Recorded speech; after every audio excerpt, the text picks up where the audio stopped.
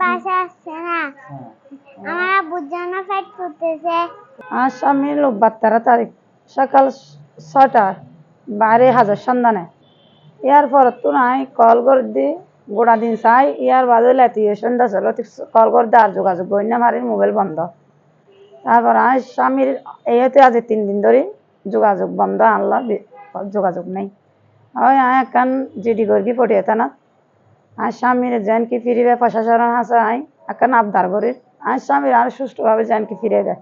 আর পুয়া সালে বেশি কষ্টত আছে, আর ছোট বাচ্চা আছে মাইয়ে আর মাইয়ে আছে ঘরত বর্তমান ছেলে আছে। আর স্বামী আমার হাঁস ঘরে ওই ইয়েন দিয়ে আর মানে চলি হাঁস দিয়ে যোগাযোগ করবি আলাপ করবি কেয়ার ন যায় কেয়ার হাঁসে গিয়ে নাই যোগাযোগও নেই, মানে ওর ব্যাগগুলো ওর যোগাযোগ করতো স্যার, ও যোগাযোগ বন্ধ। ও মানে আন্য বেলা আর মোবাইল হয়ে দিতে আজ বাড়ি না যাই এই বাসার থেকে তোরা ভাত পানি খাই সীতা গাবো ও আর এলে হয়তো এখন ও আর আজ 3 দিন ধরে যোগাযোগ বন্ধ, ওর কোনো যোগাযোগই না করে। হারানো প্রশাসনের হাসে অনুরোধ জানাই প্রশাসনের যেন কেন স্বামীর আর সুষ্ঠুভাবে আনি দেয়।